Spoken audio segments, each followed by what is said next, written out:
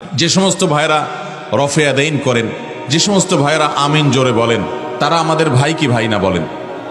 কিন্তু আমাদের দেশে মসজিদে মসজিদে এটা নিয়ে গন্ডগোল আছে না নাই? জোরে আমিন বলে অথবা রফে আদাইন করে, তাদেরকে অনেক মসজিদ থেকে পারে না ধাক্কা দিয়ে বের করে দেয়। তাদের কোনো মসজিদ থাকলে পারে না সে মসজিদ ভেঙে দেয়। এরকম সহিংস এবং এরকম মানুষরা মসজিদে আসতে পারবে না এমন কোনো কথা লেখা থাকে মসজিদে? তাহলে বোঝা গেল মসজিদে চোর, বাটপার, টিনচোর, গমচোর, দুর্নীতিবাজ, সুদখোর, ঘুষখোর, মাদকের কারবারি, এমনকি যৌতুকখোর ধরলে তো বেশিরভাগ লোক এখানে ধরা পড়বে। মসজিদে যাওয়ার অনুমতি থাকে কি থাকে না সবার? তো সবার যদি অনুমতি নিয়ে যেতে পারে, তাহলে হাদিসের উপরে আমল করতে গিয়ে এক আল্লাহর বান্দা রফে দান করছেন, আমিন জোরে বলছেন, তার মসজিদে আসার অধিকার নাই? তাহলে এগুলো নিয়ে আমাদের মধ্যে বাড়াবাড়ি হওয়া উচিত না। পারস্পরিক শ্রদ্ধা জিনিসটা থাকতে হবে। আল্লাহ আমাদেরকে সে তৌফিক দান করুন। এই যে প্রসিদ্ধ মাযহাব অনেকগুলো আছে, এই অনেকগুলো মাযহাবের ভিতরে ধরুন হানাফি মাযহাব, ইমাম আযম আবু হানিফার মাযহাব। এটার মানে কি? ইমাম আযম আবু হানিফা যা বলছেন কোরআন হাদিসের সাথে মিলুক বা না মিলুক অন্ধভাবে সেটা মানার নামই কি হানাফি মাযহাব? এটা ভুল, এটা হানাফি মাযহাব না। আমরা অনেকে জানি না হানাফি মাযহাবে ইমাম আবু হানিফা রাহমাতুল্লাহ আলাইহির শত শত ফতোয়া হানাফি মাযহাবেই গ্রহণযোগ্য না। হয়তো ওনার ছাত্র আবু ইউসুফ, ইমাম মুহাম্মদ, ইমাম জুফর রাহিমাহুল্লাহ অন্য কোনো ইমামের কথা অনুযায়ী ফতোয়া আছে, স্বয়ং ইমাম আবু হানিফার কথা অনুযায়ী ফতোয়া নাই। যেমন নামাজের মধ্যে আরবি ছাড়া অন্য কোনো ভাষায় কেরাত পড়া যাবে, এটা ওনার একটা মত, ইমাম সাহেব রহমতুল্লাহর একটা মত, ইমাম আজম আবু হানিফা রহমতুল্লাহ আলাইহির। কিন্তু এই মতের সপক্ষে খোদ হানাফি মাযহাবে ফতোয়া নাই।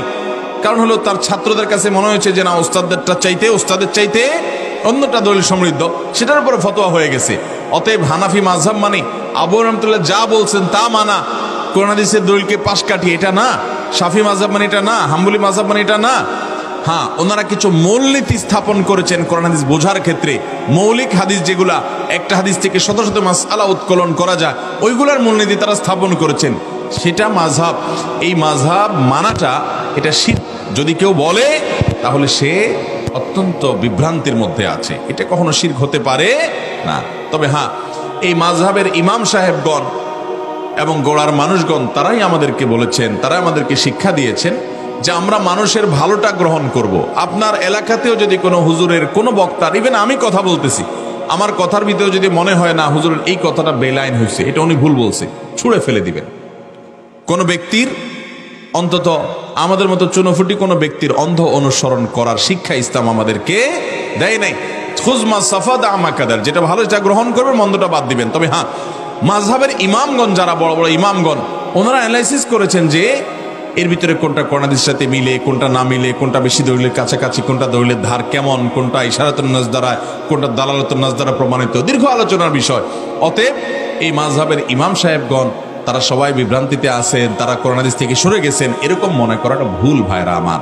তবে হ্যাঁ, কেউ যদি সরাসরি কোরআন হাদিসের নস এবং ভাষ্য থেকে আমল করতে পারেন, কোনো ব্যক্তির, কোনো ফকির, কোনো মূলনীতি ছাড়া, এটা যদি করার মতো যোগ্যতা সেরকম কারোর থাকে তো তিনি করতে পারেন, এতে কোনো অসুবিধা নাই। তাকে ওই মাযহাব মানতেই হবে কোনো না কোনো ভাবে, এমন কোনো শর্ত সবার জন্য নাই। আপনি যদি মুস্তাহিদ হন, আপনি যদি হাদিস এবং কোরআন নুসুস সম্পর্কে এরকম জানেন এবং সেটা অনুসরণ, কোনো অসুবিধা নেই। ভাইরা আমার, আমরা যতই বলি, আমরা দিন শেষে অনেক উলামায়ে কেরামের ব্যাখ্যাটা আমরা মানি, আমার নিজের অজান্তে তার উসুল এবং তার মূলনীতিগুলোর আমি অনুসরণ করছি। অতএব এই বিষয়গুলো নিয়ে আমরা বাড়াবাড়ি ছাড়াছাড়ি থেকে আমরা বেঁচে থাকবো। আল্লাহ আমাদেরকে সে তৌফিক দান করুন।